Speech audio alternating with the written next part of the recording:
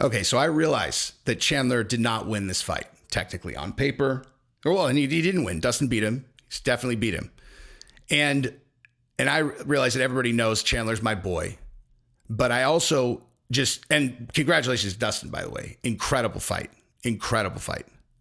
But I just need to say this about Chandler. Chandler is the most exciting fighter in the UFC, bar none. Bar none. There's no one else in the conversation anymore. And if anybody wants to challenge me on that, throw it in the comments. But I mean, there's just this is just objective. Okay. It's just objective at this point. Dan Hooker fight, his first fight, comes out, starches him, jumps on the microphone. Incredible speech. Next fight, Charles Oliveira fight. 10-8 round in the first round, gets, incredible, inches from being the, lightweight champion. Then he gets clipped and goes out in the second round. Great fight. Then he has the Gaethje fight, right? Is that what it was? Was it the Gaethje fight? Then the Gaethje fight was next, if I'm remembering correctly. Yes, I am. And that fight was the fight of the year. Absolute incredible fight. One of the best fights of all time. Then he fights against Tony Ferguson. Obviously incredible fight. And then he starches him with the, front kick to the chin.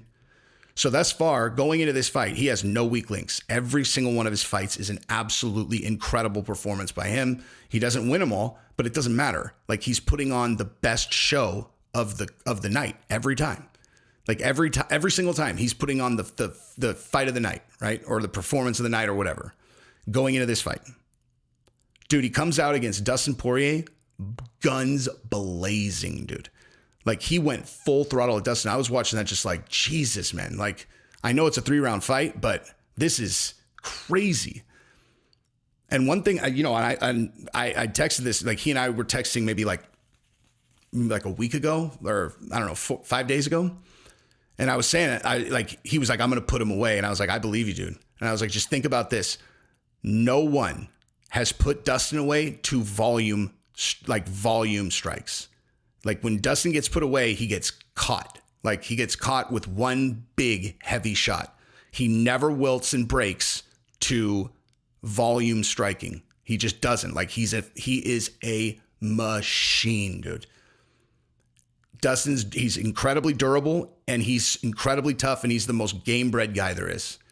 If Michael Chandler is the most exciting guy in the UFC, Dustin is the most game-bred guy in the UFC. If you don't know what that means, look it up.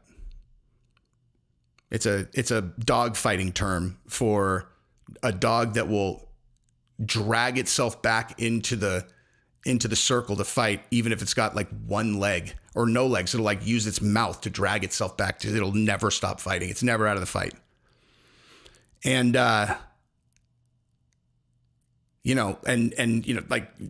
Chandler had him hurt, really had him hurt early in the first, or actually basically the whole first.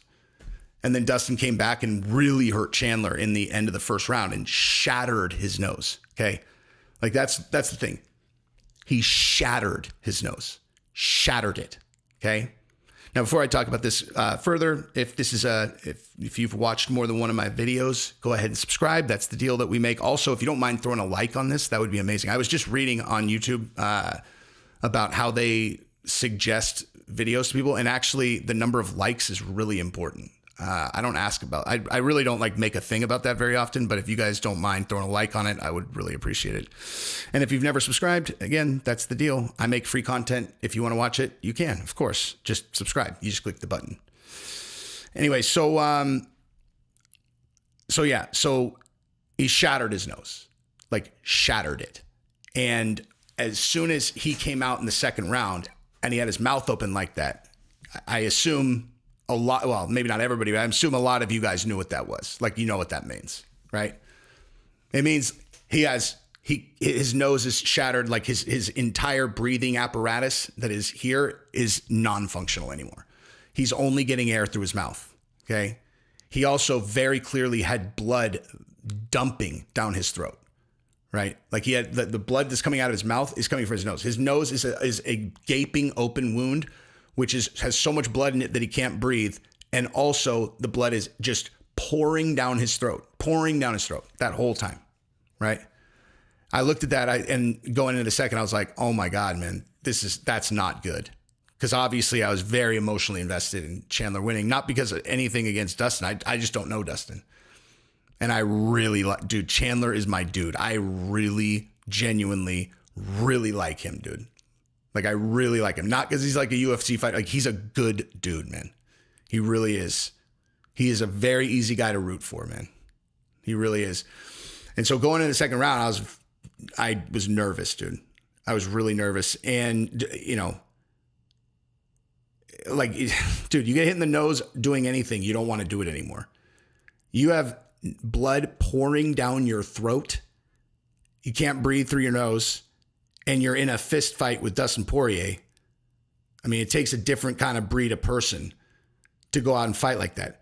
Chandler is as game bred as they come too, dude. And so that second round where he takes Dustin down, holds him there, and dominates through the grappling was incredible, dude. Given his lack of ability to get oxygen, the pain, the distraction of coughing on your own blood throughout the entire round. It's just an incredible round. A really genuinely incredible round. Incredible. Like, inspiring, all the other words. Amazing. And then you come out in the third and you just have no idea what's going to happen because he still is very hurt. He's obviously very, very, very, very hurt. And it's like a fluky thing, not fluky, but like he kind of went to try to take his back. He didn't get his second hook in and he kind of slid off the back and just ended up in a bad spot, still unable to breathe.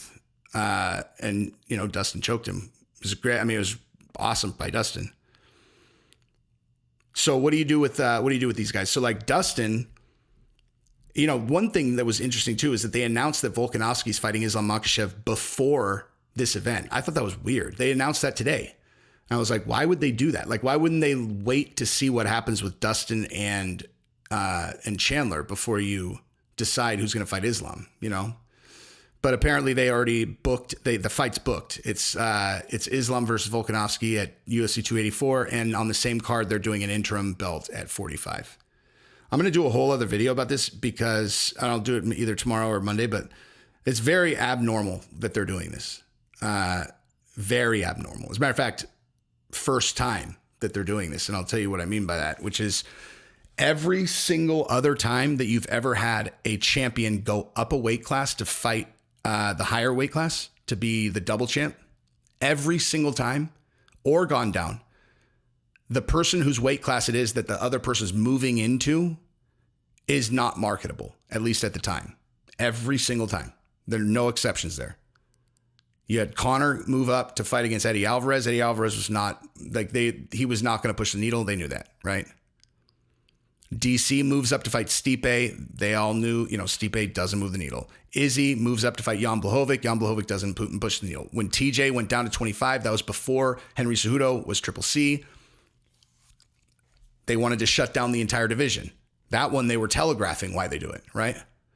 But in this case, dude, Islam Makhachev is Khabib Part 2 and represents 2.5 million Muslims 2.5 billion Muslims globally. I don't understand. I don't understand. I genuinely don't understand. And I just say that because of the pattern where like I said, they're never marketable. So why? You know what I mean? Like, why are we changing course? Especially since Islam is a new champion at 55 and it sets up plenty of fights for him. I just don't understand. I really genuinely don't understand. Because Dustin Poirier versus Islam fight, that's not fun. Like, that's not going to sell. That's going to sell. It'll sell as much as Volkanovski. Now, as a stylistic matchup, Volkanovski is a nightmare too. I mean, I'm never going to pick against Islam ever again. But like Volkanovski, I've never seen him get taken down. Really? I guess he got taken down. Like, did he get taken down against Max? He got clipped against Max in the second fight. I don't know. I'm trying to think if I've ever seen Volkanovski get taken down. Now, I'm not discounting Islam's striking, but Yeah, I mean, he just poses a shitload of danger. And like you want, I mean, unless maybe he's going to stay at 55 if he wins the belt. Maybe that's what it is. If that's what it is, then that makes sense, actually. He completely cleared out 45. What is there left for him to do? Anyway, so, I mean, I understand why Volkanovski's doing it. It's risk-free. He gets to go up and try to win a new belt. He's like, oh, we'll try 55. And if he loses, he's still the champion at 45. It's a no-brainer, you know? He gets to fight with his full pay without risking his pay getting decreased in the event that he lost. Anyway, but yeah, I think you do. I mean, obviously they're doing Volkanovski versus Islam. I think you do Dustin versus Gaethje too, 100%. Actually, that's for sure what you do. I think you do Dustin versus Gaethje too, and you do Oliveira versus Chandler too. You know, Dariush actually has got to get in there somewhere. I don't know. Swap Dariush in for one of these guys. But at the same time, given the star power that you have right there, Dustin, Chandler, Gaethje, Oliveira, you're going to be hard pressed to convince the UFC to give Dariush a title shot, even if he's won a million in a row, because those guys are all so marketable. But anyway, congratulations, Dustin. Amazing job. You're incredibly impressive. Chandler, even when you don't win, you win, dude. I will guarantee you that I bet my life you got performance of the night. Or, fight of the night. So an extra 60 G's. Anyway, I love this sport. Love you guys. Peace.